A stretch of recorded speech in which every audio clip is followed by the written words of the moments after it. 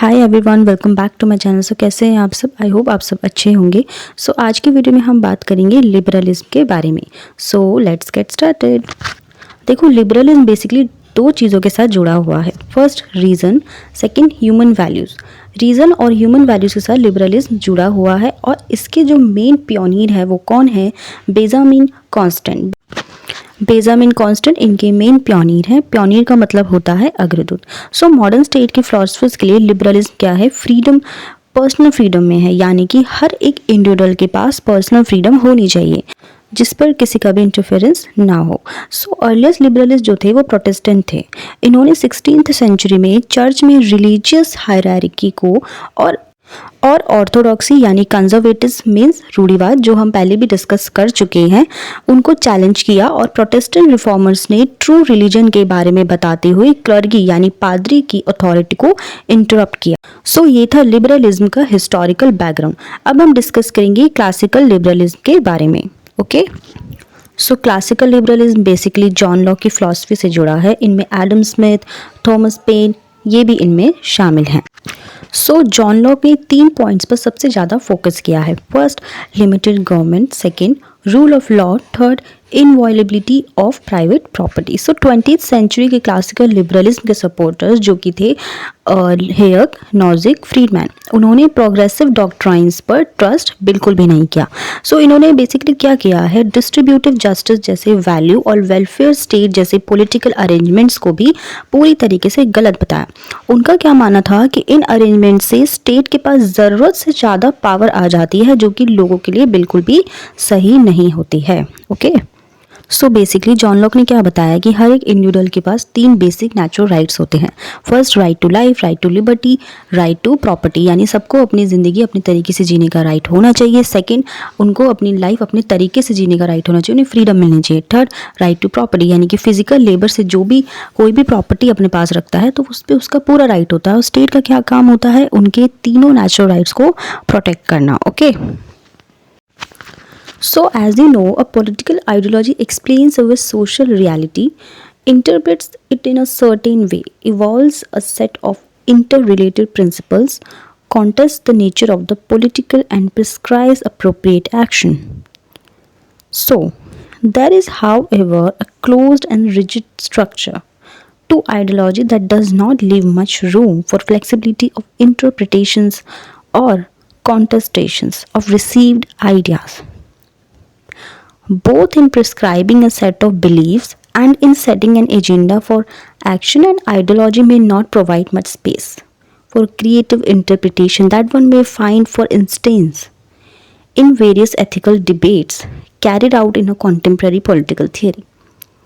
So some variants of liberalism display this, but in a minimal way, since liberalism also attests to, in a loose sense, a set of dispositions and a way of life sustained by reason and human values.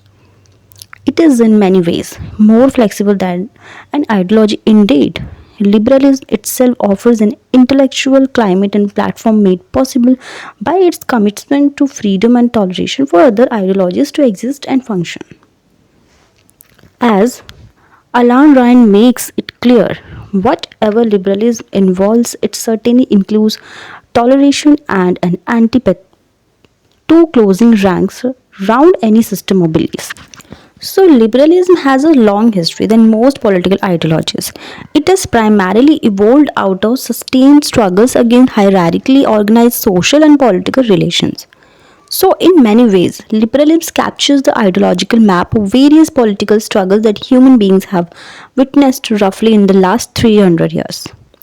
However, some claim that its roots go back further in history and sign green. We are told kindled the first spark of self-rule and has inspired generations of liberals. However, liberty for the ensign was different from liberty for the moderns.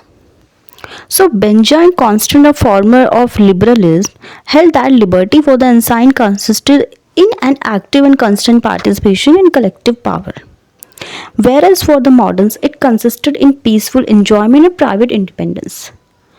Whereas the ensign drew their happiness from an active engagement in collective life within the political community for which they were prepared to make sacrifices. So, individuals in the modern world are lost in the multitude and unsure of their influence in collective decision making. The happiness of the modern individual derives from the comforts gained through civilizational progress, commerce, and communication, than finding fulfillment in collective progress.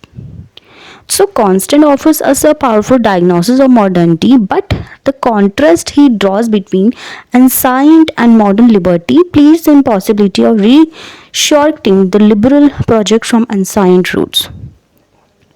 In some ways, the earliest liberals were the Protestant reformers, as you know, who challenged religious hierarchy and orthodoxy in the church during the 16th century. The Protestant reformers repudiated the authority of the clergy in interpreting a true religion that sought to establish a direct communion between human beings and God. So, in creatively interpreting this true religion freed from the grip of the priest and resting instead on the volition of the believers, the Reformation produced grounds for discovering the autonomy of the individual, a fundamental moral resource for later developments in liberal theory. So, if the authority of the priest could be questioned, how could the king's power be spared? Now, this is the main question. The competence of ordinary people to choose their own path to salvation soon transformed into the ability to judge temporal or secular matters. This coincided with calling into question the divine right of monarchs and aristocratic privileges of feudal lords in the early modern period. Much later, the spirit of liberalism expressed political struggles against all forms of absolute authority, including regimes of operation as varied as fascist, communist, and autocratic. So, liberalism is usually divided into two phases. First, the classical and the modern. How do we distinguish between the two? Who were the representative voices of each, and what are their distinctive features? Let us examine them individually. Now, classical liberalism. Classical liberalism is usually associated with the work of John Locke. Besides Adam Smith and Thomas Paine and other 20th century thinkers such as Friedrich von Hayek, Robert Nozick, and Milton Friedman. Its chief distinguishing ideas are those of limited government, the rule of law, the inviolability of private property, the freedom to enter into and maintain contracts, and finally, the acceptance by individuals of their own fates. In his 20th century variant, classical liberalism, as defended by Hayek, Nozick, and Friedman, is distrustful of progressive doctrines, including those inspired by democratic means, values such as distributive justice, and all political arrangements, including the welfare state, where the government acquires more power than required. So, it is to the credit of John Locke, however, that liberalism hold out one of its most influential idea that the aim and justification of government is to protect the life, liberty, and property of its citizens. These are natural rights, constituted in and protected by natural law, which are antecedent to political society. So Locke believed that the appropriate means by which the government can provide this protection is a system of justice defined and made possible by law. All citizens are equally subject to the authority of the government, and citizens find it reasonable to accept the authority because each is guaranteed the rights of life, liberty, and property. So, legitimate authority safeguards these rights, and in the Lockean scheme, it is perfectly justifiable to oppose political authority if it transgresses these inviolable rights. What is particularly appealing in Locke's thinking is the idea that the government must be able to justify its authority to its citizens. This justification rests on the protection of the rights of the citizens. Now, what is modern liberalism? So, modern liberalism is best illustrated in the views of John Stuart Mill, beside those of Kant, Green, and Hobhouse, in very distinct ways. Modern liberalism established an affirmative relationship between liberty, especially the positive variant, and human progress. So, the modern liberal believes man to be a progressive being with an unlimited potential for self development, one which does not jeopardize a similar potential in others. It seeks to qualify the sanctity of private property by admitting the necessity of addressing certain social and economic ills that can be remedied by the state. It attempting to do so, it does concede more functions to the state than allowed for by the classical alternative. This approach lays down and justifies the value of distributive justice and experiments such as the welfare state. It hopes for more from the perfectibility of human beings and the liberal state, sustained by reason and conviction in progress.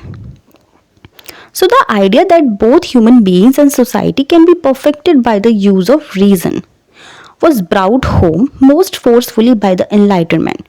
Jeremy Waldron makes this point most poignantly. So, liberalism generally believes in the ability of individuals to make meaningful choices and to be responsible for them. The importance that liberalism attributes to individuals received the most robust intellectual defense from Immanuel Kant, who, influenced by Rousseau, formulated the clearest case for individual autonomy.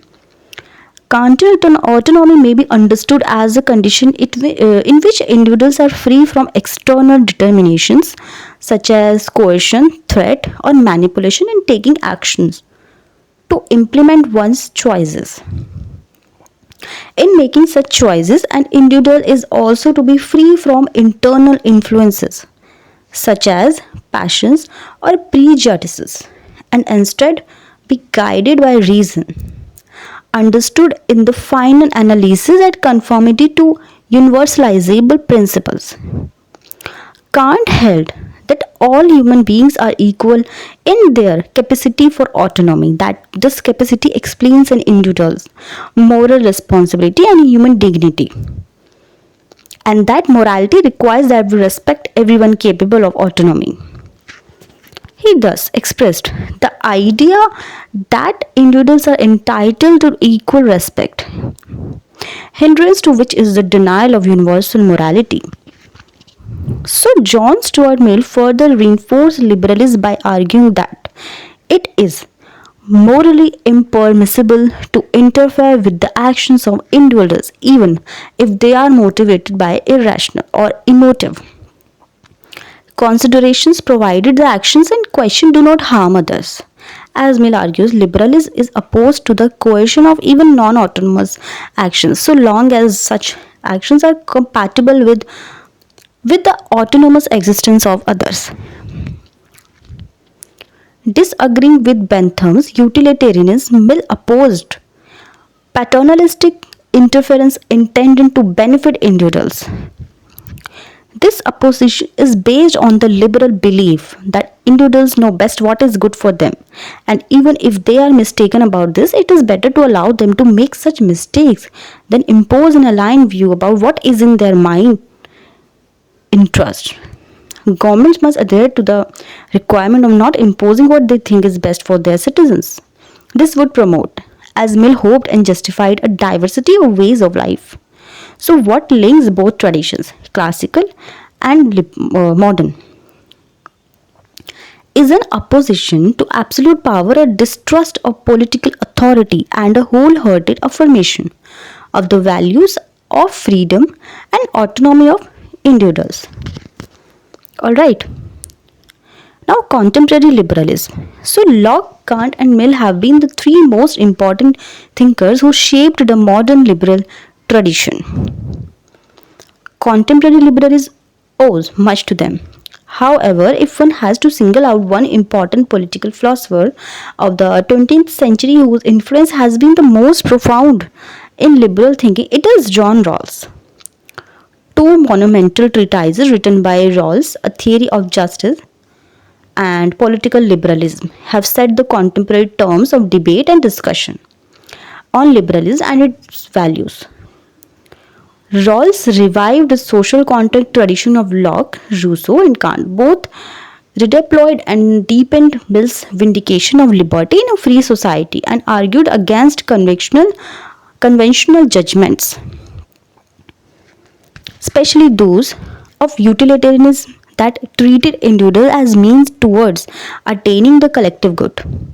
A liberal state, according to Rawls, must not only guarantee that all its citizens have an equality of fundamental liberty rights such as voting and freedom of speech, religion and association, it must also ensure that those who are least well off are assured as good a life as possible. So Rawls asserts that freedom should never be sacrificed on the grounds of an increase in material well-being. This is why he gives priority to the equal enjoyment of liberty, the liberty principle, over the principle that requires the welfare of the least well off to be taken care. Okay, the difference principle. Overall, Rawls holds out an account of egalitarian liberalism that is hospitable to redistribute experiments of the liberal state. So guys liberalism का main focus किस पर होता है? Rationality पर. उनका क्या मानना है कि हर एक इंडिविजुअल के पास रैशनल थिंकिंग होती है, वो अपना अच्छा बुरा समझते हैं, और स्टेट का क्या काम होता है? उनके नेचुरल राइट्स को प्रोटेक्ट करना. ओके, अगर वो प्रोटेक्ट नहीं कर पाते तो उन्होंने क्या राइट दिया है हर एक इंडिविजुअल को? रिवॉल्यूशन करने का. Okay, so a central trait of Rawls liberalism is its political view that citizens are entitled to live in accordance with their own freely chosen values or ends. Individuals are entitled to their own conceptions of what constitutes a good life. A conception of the good is supposed to be internally determined by the individual and not imposed from the outside by the larger society or the state. So the state is required to be neutral among the many conceptions of good that individuals choose.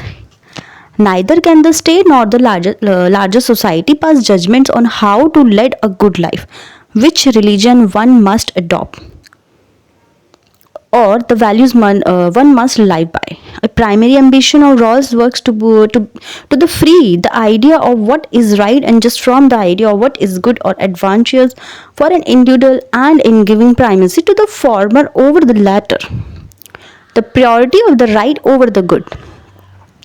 This allows Rawls to depart from the utilitarian tradition by insisting, as he rightly does, that the utilitarian conception of good, say the greatest good of the greatest number, overrides both the moral separateness of persons and their self-determining capacities. So instead, he offers an account of rights that people have defined by the principles of justice, that is, substantially independent of particular notions of good, which are bound to be disputable. A paradigm case where notions of good may prove contentious is religious controversy. No two persons belonging to two different religions will ever agree on fundamental issues of faith. Moral disagreements on what gives value to life will persist in a free society, and reasonable people will set these aside to evolve rules of social cooperation. But the requirement to evolve rules of social cooperation on the basis of a shared agreement flies in the face of deep and persistent moral disagreements that divide a society on the basis of caste, community, religion, ethnicity, language, and other markers of identity. How can we expect them to bury their differences? This is a central problem in Rawlsian liberalism, and in spite of his best efforts in later works. So Rawls has not been successfully able to defend his version of liberalism from the attack of communitarians such as Alasdair MacLeod, Charles Taylor, Mitchell Sandel, and Mitchell Walzer. The communitarianists would criticize Rawls and the tradition of liberalism associated with him for overlooking the fact Alright, that people's identities are constituted in large part by their membership in different communities, for underestimating the significance of shared values, and for wrongfully asserting the virtues of individualism and universalism that are either hollow or impossible to achieve. So, defenders of the Rawlsian version of liberalism have usually responded by upholding the worth of individual autonomy. So, usually that allows individuals the freedom to change and shape their lives.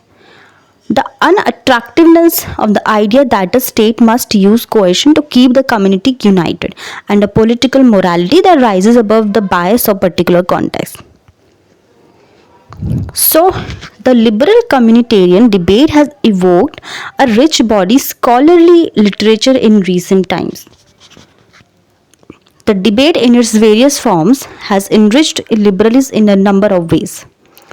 Contemporary liberals are now less averse to address questions of identity and cultural pluralism, whereas in the past it was commonplace for liberal theory and practice to neglect or override claims of cultural difference made by identity groups in a plural society. Most versions of liberalism now exhibit moral sensitivity to issues of diversity. So, debating the principle of liberalism in diverse society has now come to mean endorsing multicultural values that have implications for citizenship, the rights of groups, majority minority relations, moral obligation to protect and preserve cultures, and so on. There are a lot of issues. So, responding to these challenges has meant undertaking the task of broadening and enriching the conceptual repertoire of liberalism. If liberalism in its earlier phase crystallized around the values of freedom and a minimal state. So, the constellation of liberal values would now include a range of diverse but interconnected concepts: freedom, rights, equality, distributive justice, and pluralism. This raises the question of what constitutes the theoretical foundation of liberalism. Okay, so now foundations of liberalism. Liberalism does not have a monolithic tradition. Some claim that there are not one, but several liberalism and effort to discover a common core. Liberalism is hence likely to be futile and counterproductive. The richness of liberalism lies in being able to draw upon multiple sources, including those from rival ways of thinking. This being a given, it may be difficult to agree on a set of values that lie at the core of liberalism. Yet, liberals try delineating a common set of values and consider this enterprise well worth their effort. For instance, suggests that what is common to all variants of the liberal tradition is a distinctive modern conception of man in society, which has several elements to it. In asserting the moral primacy of the person against the claims of any social collectivity, liberal is individualist. It purports to be egalitarian by conferring on all individuals the same moral status.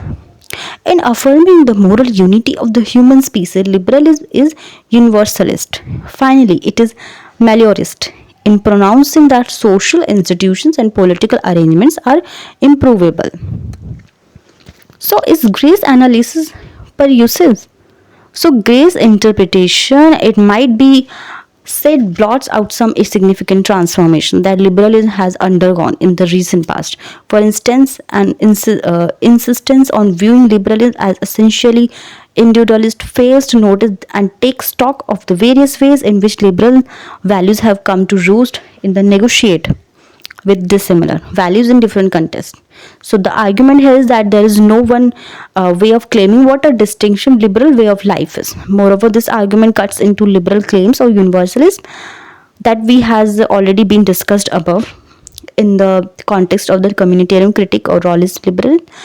Instead of harping on the common features of different strands of liberalism that have existed or continue to exist across time and space, a better mode to discover the foundational core of liberalism would be to ask what a liberal society would look like. At least a liberal society is an open society where freedom for individuals and groups alike allows each opportunity to flourish without fear or persecution. Since an open society would promote the value of diversity or the different ways of life or conceptions of good. And because such diversity is best promoted by not ordering diverse ways of life hierarchically, liberalism ought to place a premium on the value of non hierarchical pluralism that encapsulates a political message against different forms of discrimination, oppression, or domination. So, although liberalism has been on the ascendant since the end of the Cold War and the demise of communism in Soviet Russia, promoting some to even make the foolhardy claim of an end to ideology. The future of liberal theory and practice will depend largely on how precisely it meets its criticism and shortcomings. However, as Alan Ryan notes, the way in which liberalism, institutionalization, self criticism itself be a guarantee of its progress.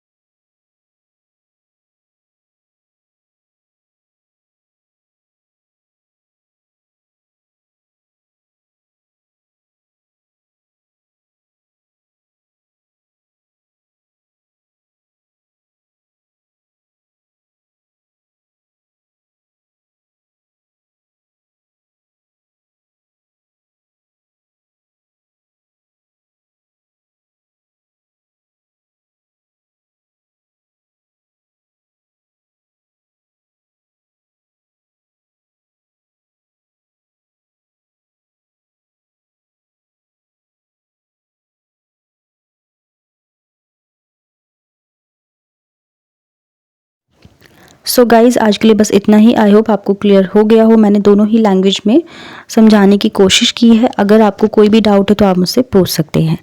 अगर आपको video अच्छा लगा हो तो please video को like कीजिए, share कीजिए और मेरा चैनल सब्सक्राइब करना बिल्कुल ना भूलें। मिलते हैं अपनी नेक्स्ट वीडियो में। Till then bye bye, take care.